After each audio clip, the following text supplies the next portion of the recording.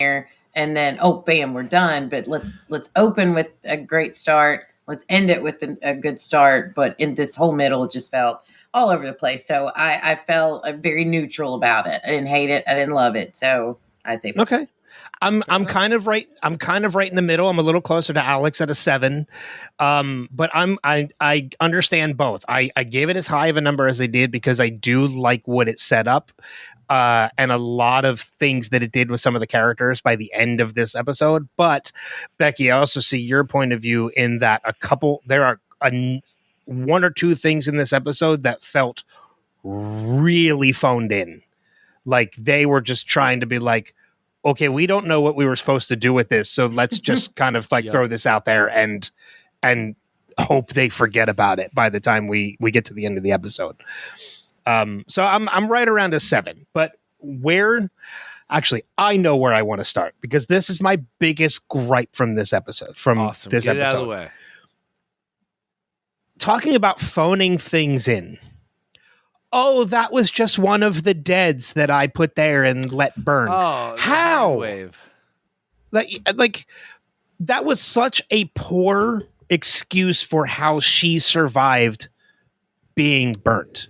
Yeah. It didn't explain Millie not being there to witness it. It didn't explain where the hell the dead body came from in the first place. It didn't explain how she was able to char it in place without setting anything additional to blaze. Like, that was an extremely charred body that we saw that day.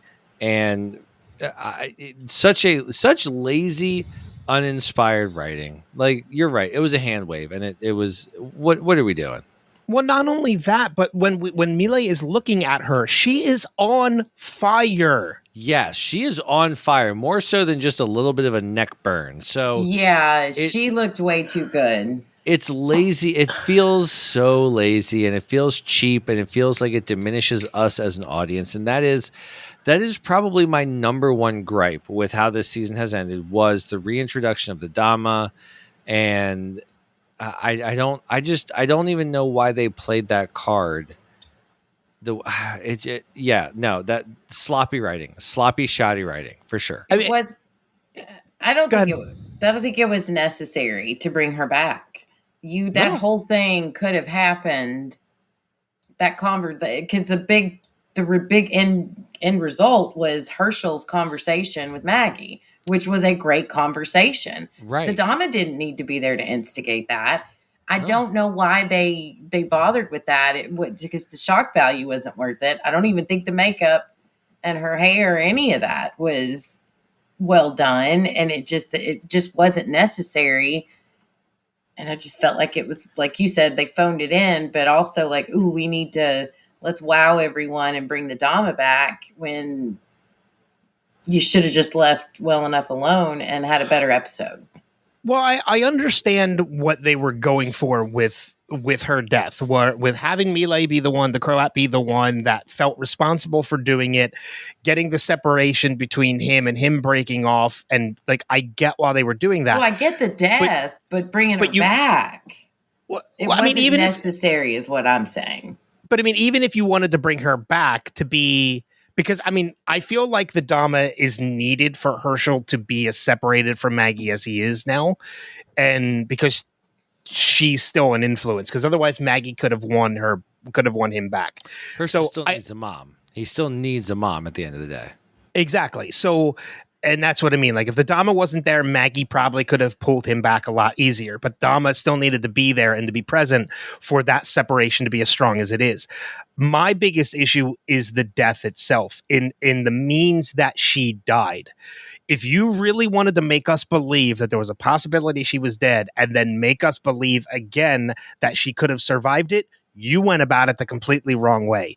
We saw her body burning, and then you wanted to give us like, you're trying to make us believe that you just happened to have another dead body in the room with you that was either charred, or you had enough time to get out from under there and put the body there to burn. Yep. Without Millie knowing that any of this even happened. Yep. The means of which, I don't have a problem with the death or bringing her back. My issue was the means that which she died, and forcing us to believe that she survived that. I agree. That's the shoddy storytelling. It's assuming that Mile could have been duped like that. He's not that dumb. It demeans his character. It demeans the Croat's his character. You're absolutely right, and it just diminishes everything. And Becky, to your point, Herschel was the one that unlocked Maggie's revenge journey. It wasn't the Dama. Now she may have planted. Oh, she influenced that. Well, she did, but Herschel's the one that. Which again, man, that was a really, really, really fast manipulation for one of the strongest women in the entire series. Can I say that I feel like this show has done a lot of work to diminish Maggie as a leader, as a character, as a capable person, that like every single opportunity that Maggie has to make a decision, she always seems to make the wrong one, or the one that props up Negan better. And I'm starting to get a little irritated by that, and I feel like it is kind of diminishing her, which is crazy because I know Lauren Cohen is one of the executive producers, so I don't think that's what they're doing, but it does feel like a lot of the times Maggie's the one in the wrong. Maggie's the one being emotional. Maggie's the one that they're showing as hot-headed and flying off the handle and not working with the full capacity. And it irritates me a little bit. Becky, I saw you nodding there. Yeah, I agree. I feel like they've taken what we all have loved about Maggie and like cut her in half, so to speak. It's just she's, watching her most every episode, and it was I will say it was intriguing in the beginning of the season to see her struggling with her emotions, dealing with her kid. I think that's fair, and that's something that every parent would go through when you're having a struggle in a relationship with your child. But every episode they've just made it, like you said, she's just being diminished. And then last episode, when she was with Croat, she was so weak on the bridge. And I know she was delirious. I know she was tired or whatever, but I feel like they've taken the fire out of Maggie. And I don't think they needed to do that to still get this great story with her and Herschel out. I just don't think if she had died at the end of this episode, I would have missed her because it's Maggie and she's been with us for all this time. But I really don't. I would have been okay. And I feel like Maggie's not a winner anymore. She used to be a winner, and she's just not a winner anymore, and that's diminishing her. Ben, I'm sorry, I cut you off right as you. No, it's totally fine. I do see the points that you guys are making, but I also feel like they kind of gave us a little bit of a solution to all of that and a little bit of an end game to that in the conversation that she has with Herschel when she does finally admit that she has been obsessed over Negan this entire time and she can't let it go. They kind of gave us the reasoning as to why she has been this way, and we can look at her as like cut in half and all of this, because again, we have theories as to what may have happened between the Commonwealth and the Bricks, but we honestly don't know. So, it's easy for us to say like, oh, she needs to get over this. And just like Herschel was saying that too. But the fact that Maggie was strong enough to admit, I have this issue, I can't get over this. I know I should, but I can't. I feel like that gave Maggie some of her power back in being able to admit that. Granted, it gets played upon and preyed upon by Herschel and the Dama by saying, well, it's nice that you admit that, but you know how to fix this, right? And that's sending her to kill Negan. We know that the Dama not only has influence over Herschel, she, in a sense, has influence over Maggie through Herschel because of this.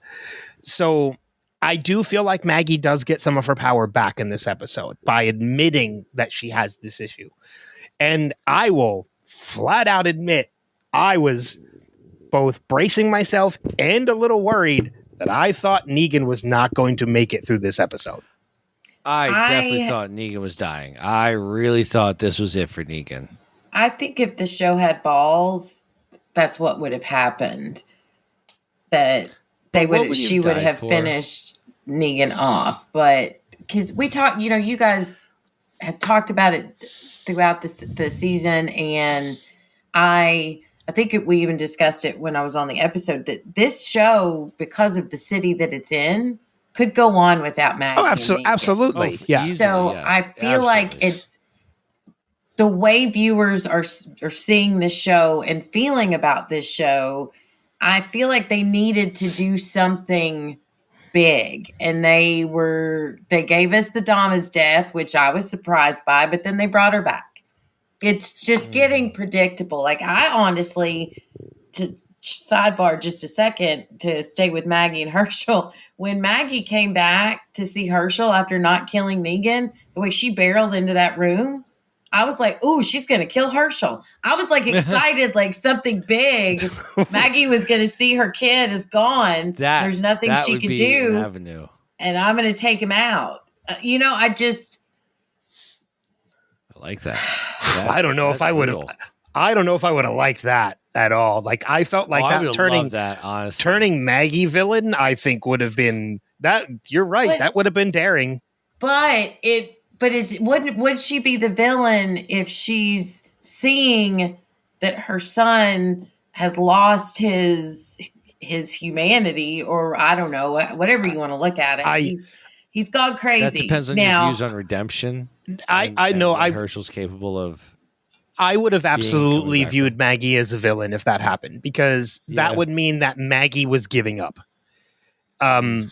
Like, for a mother, for everything that she has gone through, going to the city initially to get him back from the Croat, and then everything else since then, for her to just give up on him that quickly.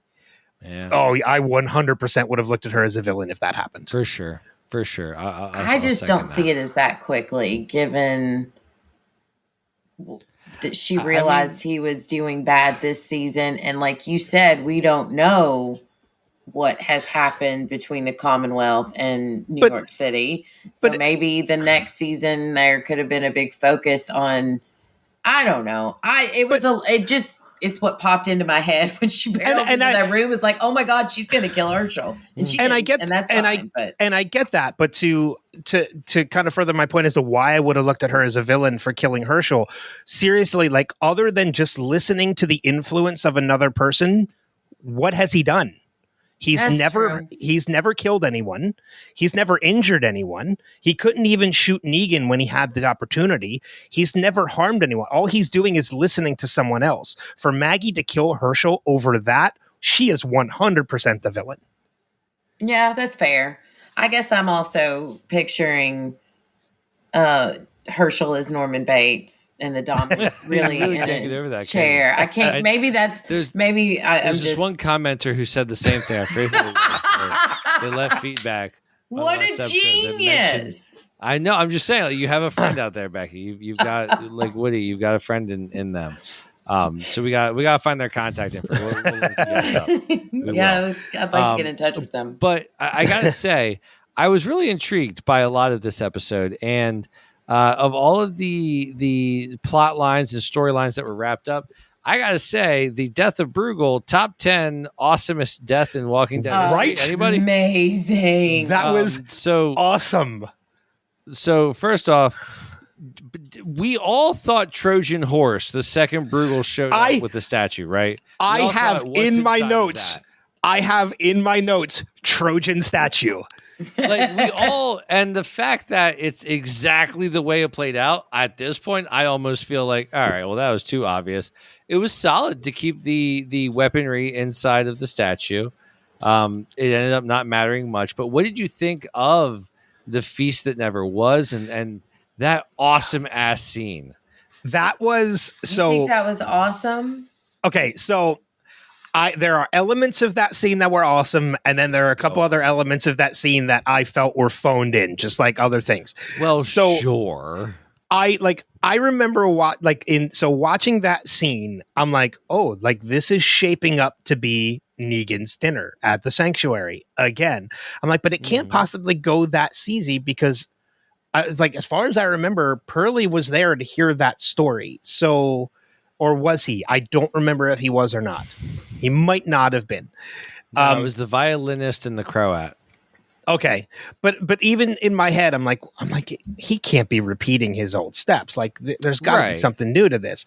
So when he starts eating it, and Brogel's but guy's convinced that it's okay. I'm like, oh, they're just eating a certain portion. Like, it's still going to poison everybody. But when they flip the table and there are walkers under the table that they release, and then like the line of flames to direct them towards them, I'm like, this is fucking brilliant. Like, I thought that was great. What I feel like they phoned in is the follow-up. Like, we could have seen more catastrophe happen. True. And the fact that Bruegel was able to get a flamethrower and just walk up on another one and torch him, like, it felt like we had all these people there. Like, they set up this huge scene with like 20 people from Bruegel's side and 20 people of the Barazzi. I felt like we didn't see any of them in that scene. And when I agree. When the walkers were released, it's not like they were on their feet already and moving fast. So they had plenty of time to go over to this statue. They spent all that time carving out to put weapons in. And instead, Bruegel's just saying, stay back. And if you look at the scene, there's a few of them standing like with their arms spread out, holding their Bruegel's people's back, but they don't go for the weapons. And then Negan's people go for the weapons and start killing all of them. And and then Bruegel's just running around, which, don't get me wrong, dude with a flamethrower was fun, but he ends up, like, when he's going after Negan and he's like 40 feet away from him shooting his flamethrower at Negan, and Negan actually looks scared and he runs.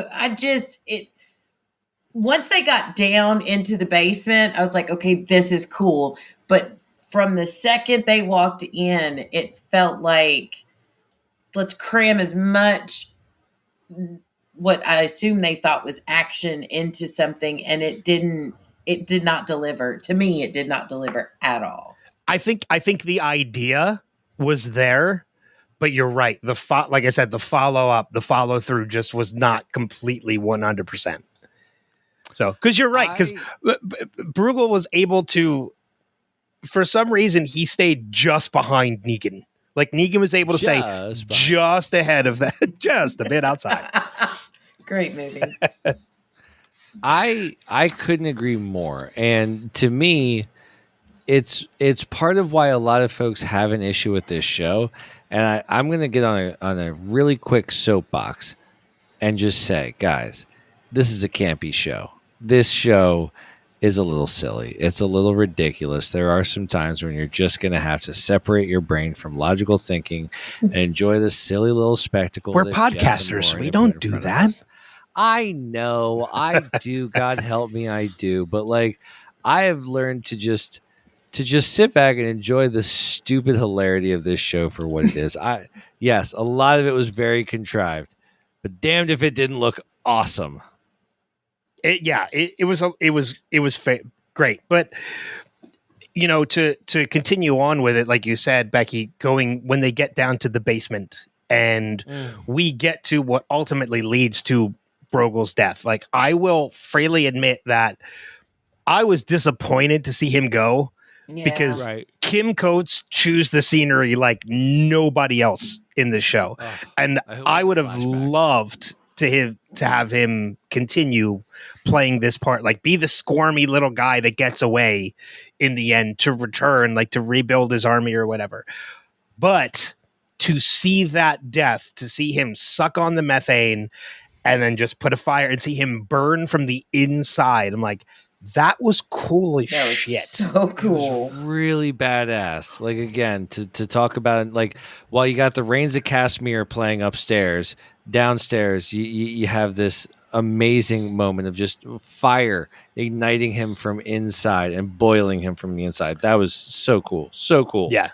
There's a lot that plays out if we can stick with this scene for a couple minutes, because there's a lot that plays out in this scene. It's not just Bruegel's death, and it's not just ultimately finding out about Ginny's fate at the same time, which we'll get to. Maggie. There's Maggie's facing confrontation of this. There's Negan confronting this, and there's elements of Bruegel before he passes. Like, we see a version of Bruegel that we haven't seen yet, and that is a scene of he is somebody, he can't lie his way out of this. No, he's like afraid.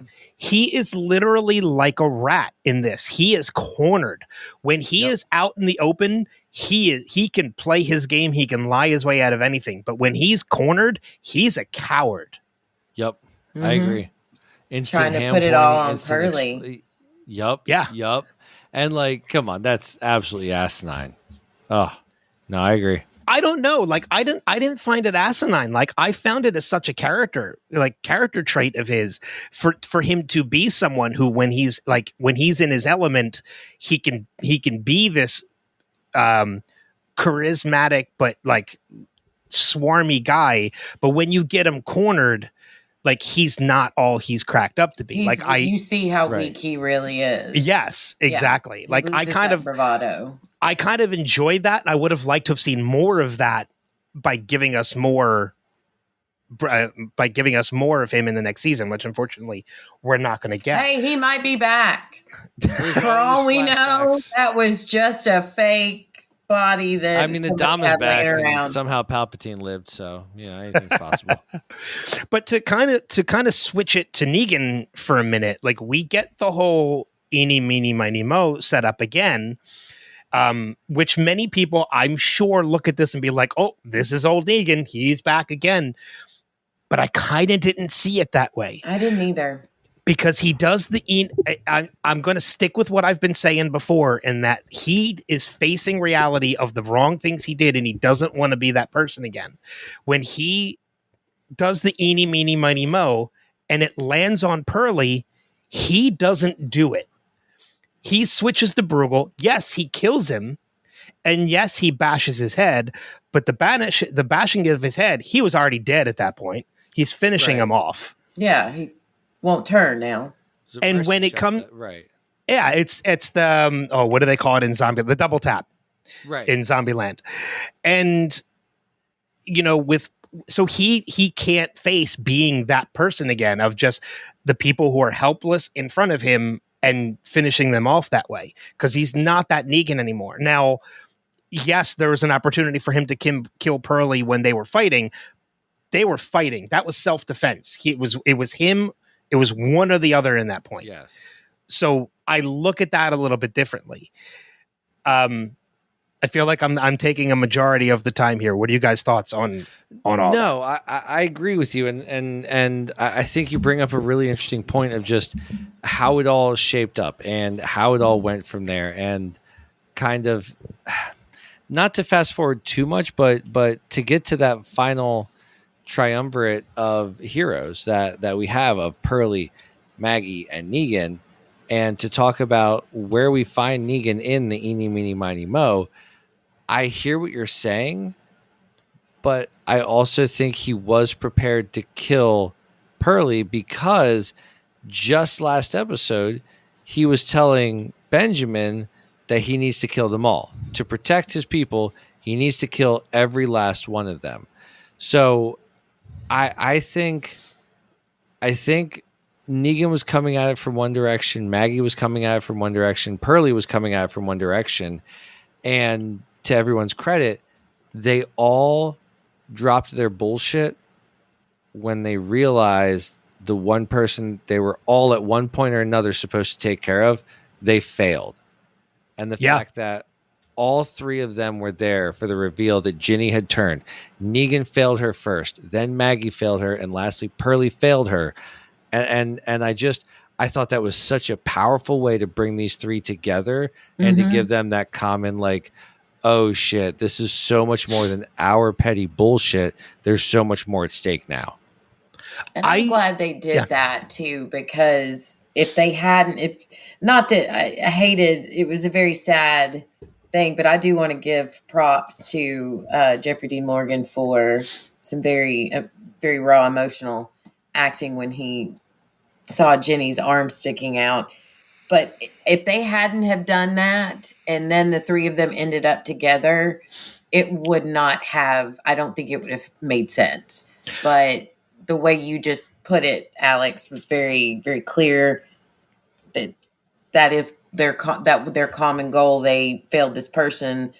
Now let's, band together and do whatever it is they're going to do next. I'm not even sure, but I like that. I like the way you put that. Yeah. And I mean, I will freely admit too, watching this episode, like I did not see Ginny dying and turning. Me neither. The fact that he mentions like that she died alone, like that adds to like his failure about that too, which is what gives Maggie a little bit of mercy towards him. But I'm not saying it's Sophia coming out of the barn kind of heart-wrenching, but I will admit, seeing her arm coming out and realizing she turned, it got me. I legit teared up. Yeah. Yes. Dude, first off, I love Ginny. And I thought she had so much damn potential and so much opportunity and so much story left to tell. And as much as I loved her and wanted more for her, as they said in Lost, she was a sacrifice that the island demanded. I do think that her death is going to be so important for the nexus of this show's next 2/final 2, whatever that case may be, seasons, that it is that unifying force. It is that thing, because Negan never really got to explain to Ginny the truth of what happened. And all of them never now have this thing hanging above them of like things they didn't get to do /say /help with Ginny. And I'm really excited to see how that shapes next season. I'm intrigued to see what happens when Herschel finds out and if that affects his sociopathic ass at all. I'm intrigued because Ginny was just the heart and soul, and I'm so sad. I'm gonna miss her. Well, not only that, but like this was a moment where Maggie comes to grips and realizes the person that Negan is. When she looks in that cell and she sees all the medical supplies and the stuffed animal that he didn't even get for her, but Benjamin gave her to give to her. Like when she sees all that, she knows Negan is not the same person. And it helps her to, as the thing that she's been trying to do, get over it. And then you're right. Ginny's death, as sad as it is, was necessary to bring these people together. And because she is the common thread. I think with Maggie too, she went in after him, and then I think she was, I guess at that point, prepared to do what she needed to do or what she was feeling like she needed to do. But I don't think she was doing it because she still, like, even after watching him she watched that whole thing play out with the eeny, meeny, miny, mo, and the way he killed Bruegel and all of that, and I imagine that had to bring up some level of trauma after what she watched Negan do to Glenn. But I don't think she she stuck that knife in him for her to get over it. I think she did it because she felt like it was the only way she could get Herschel back. That was the only way that they would be able to be together. And when she saw his reaction to Jenny, and you're right, saw that Negan isn't that same man that took her husband from her, that she's been hanging on to all of that for so long, that I think she realized not only Negan isn't that person anymore, but I think she realized she's not necessarily that person. Yeah. Well, yeah, and Does you that have to sense? No, that makes 100%. complete sense. And you kind of have to realize too in that moment that I know we said that if the show wanted to do something big, to have Maggie kill Negan would have been something big and something that I know a lot of people felt was deserved and a long time coming. And that might be the case. But with what they've been setting up for us this season with the Dama and her influence over Herschel and now her influence over Maggie through Herschel, had Maggie actually gone through with it, which I legit thought she might have at one point when she was chasing Negan with Lucille. Oh, yeah. And I was like, oh, like this is gonna fucking happen. Oh, and then I thought about it afterwards. I'm like, well, wait a minute. I don't know if it would have been the best thing, because if you do that, the Dama wins. The villain wins. Yeah, you're right. If Yep. that You're happens. right. So It's as been much as I go ahead.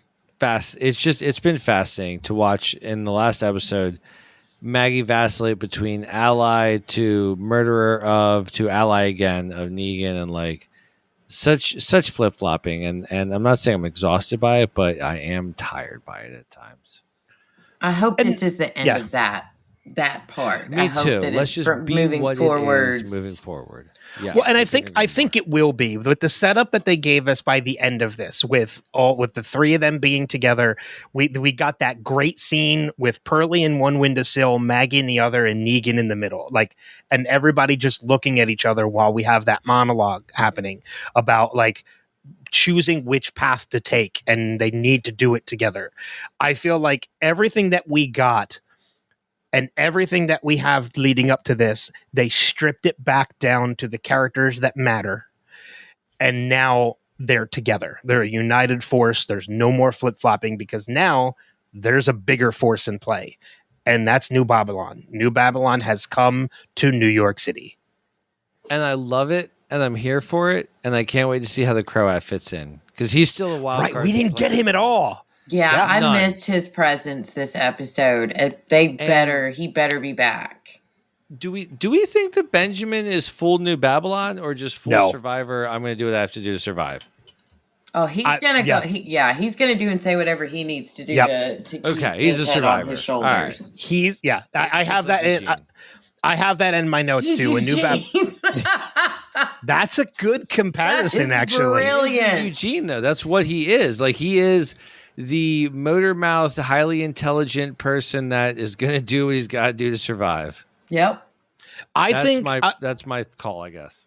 I would not be surprised. There's two things that happen. I'm glad you brought up Benjamin because there's two things that happen in this episode that I feel like are going to come into play next season with him. And that's one, we get that one Barazzi calling him a pussy. And then we see him go into survival mode and say, I'm with New Babylon. And I feel like Benjamin's going to be a double agent next season. Oh, yeah. He's going to be the go-between. He's going to be how Negan, Pearlie, and Maggie know the movements of New Babylon next season. And that makes sense because Negan really showed him kindness and compassion, letting him out. Yes. The kid was scared.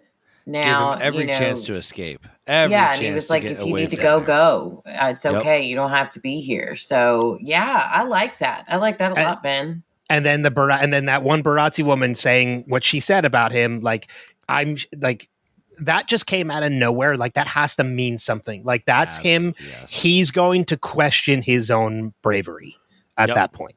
Yep. So Now, I would not be surprised if next season he is the one that searches out Maggie, Negan, and Pearlie to be their inside man. Or to show New Babylon that he's not a bitch. And that too. To potentially be the executioner. Now, all right, so now that we have Negan, Maggie, and Pearlie versus the field, how excited are you for the conflict to come next season? And if you could have one item on your wish list for what you want to see next season, what would that be? I don't want to dive too deep into this because we're going to be talking about this next week. That's a good point. All right. right. I won't be here next week. But that's what I was going to say, Becky. If you have any, you can tell us yours because you won't be here next week. I want to see. I honestly, and I don't mean this in a negative way. Great acting, great actor, but I'm over Herschel.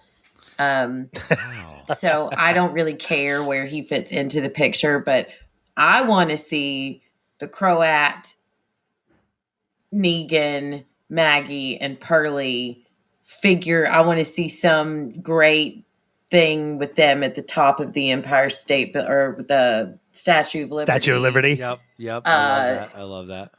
Plotting the demise of New Babylon. And I want you guys asked a question. Who would you want to see come in as the leader? What actor or actress of New Babylon would you like to see? I am fresh off The Handmaid's Tale, so this could be influencing me. But there is a woman on that show who played angel and devil so well and often at the same time, and that's Yvonne Strahovski. I'm so glad you said her name because I've never watched The Handmaid's Tale, but I know of Von Strahovski from Chuck. Yeah, and I love her. I love her as an actress. So thank you for saying an actress. I know who they are. Yeah.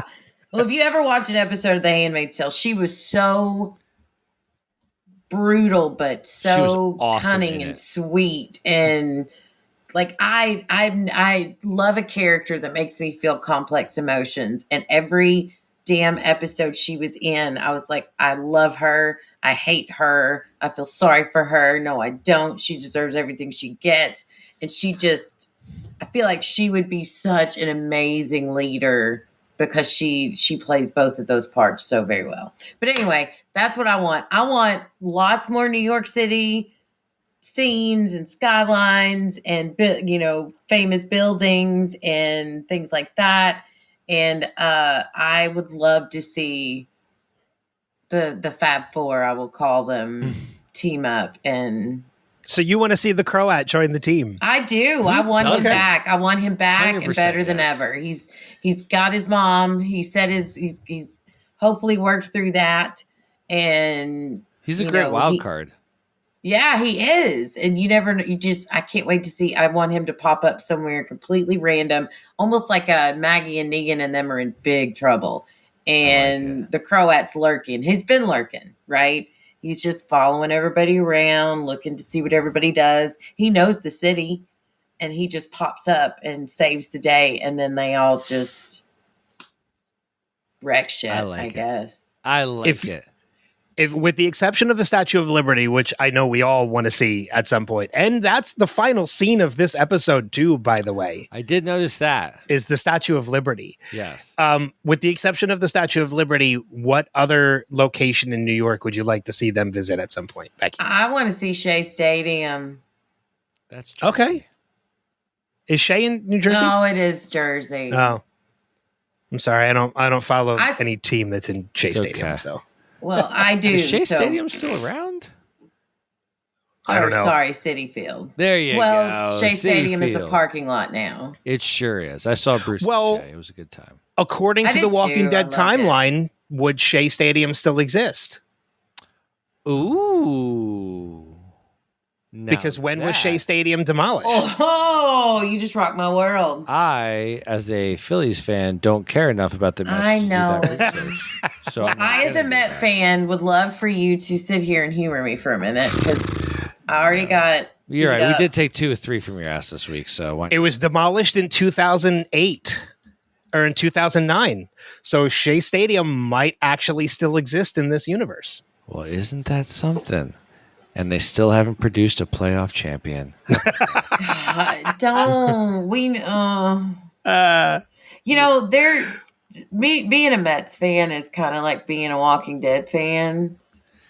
Just a whole lot of muck and mire to get through. You start the season, and they bring you this cast of cool actors and whatnot and players, and you're like, okay, this is going to be something. And you start off with a phenomenal season. You might even get close to the playoffs, and then they're going to shit the bed and ruin it. And you're going to just walk away miserable.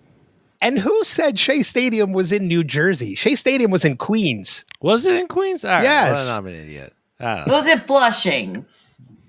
Flushing, yes, New York. Yeah. Flushing Meadows, Flushing. yes. Oh, yep. Flushing Queen from Flushing. The nanny named Fran.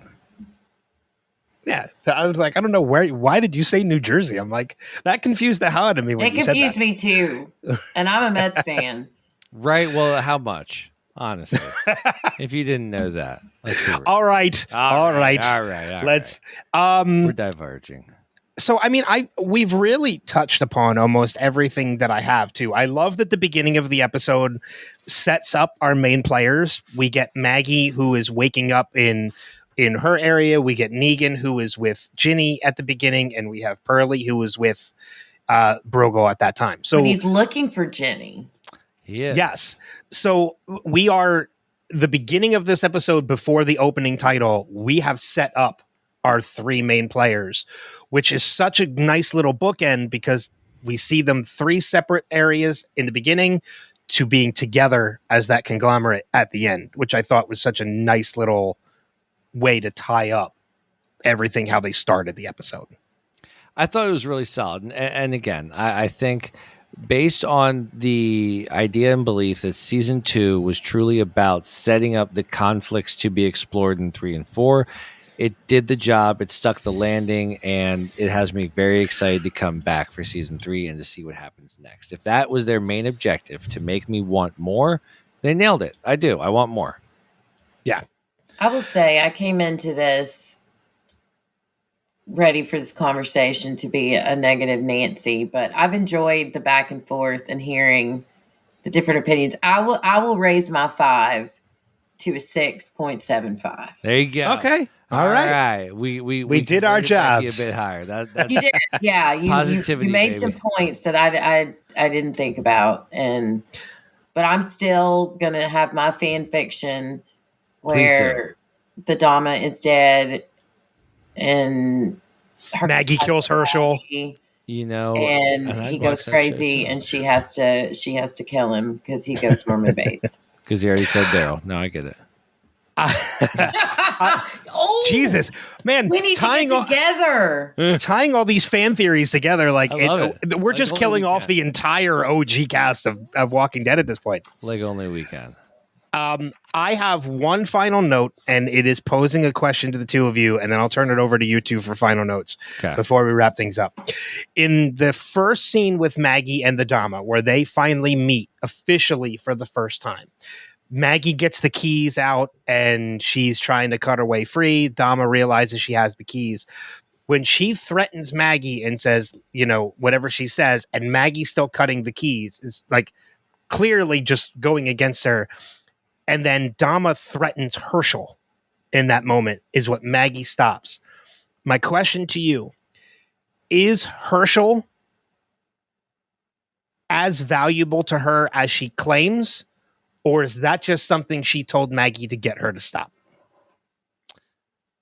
I think Herschel is as valuable as she claims. He's expendable too. You think that he's expendable? That's what I'm asking. I don't think I so. think I think he's special. See, I got the impression when she was she wanted Herschel, if I'm understanding the first 2 seasons correctly, she wanted Herschel to get Negan because she wanted Negan to run her new world. Well, Negan turned out to be not the same Negan that she'd heard the Croat go on and on about. So she's got Herschel and using Herschel to get Maggie because she told Maggie, "You're everything I expected and more. Your son has a vision of a world that he could create that we'd never dreamed of," which I don't how I don't understand how he has that vision other than he can draw. But she wants Maggie to be the one to lead them to that place. I feel like I feel like he's expendable. I'm not sure what the question was. So do you feel like then that after Negan's gone, Maggie becomes the new Herschel? I feel like the Dama is using Herschel to get, or she's aiming for Maggie to be the new Negan. Yeah, she wants somebody to lead her to some strong, powering presence to lead this new world that she is envisioning, and I think she's using Herschel to get there. You just made me realize something in this scene, replaying this scene in my head. She got the Croat with that damn brittle. She got Herschel by offering the same thing. What is she doing in the scene with Maggie? She's breaking walnuts. It's the fucking snack again. That's the tie to all three of them. You are absolutely right, Becky. She was getting ready to make Maggie the new Negan. Yep. That's the way I saw it. And she was going to break Maggie the way she broke Herschel and the way she broke the Croat. Nicely done. Nicely done. Yeah. I just thought about the walnuts in that scene that she's breaking open. Way to come full circle, folks. So you just answered the question for me. Nice. Any final notes from the two of you before we start to wrap things up? Nope. we got through everything I wanted to get through. How about you, Becky? Mets.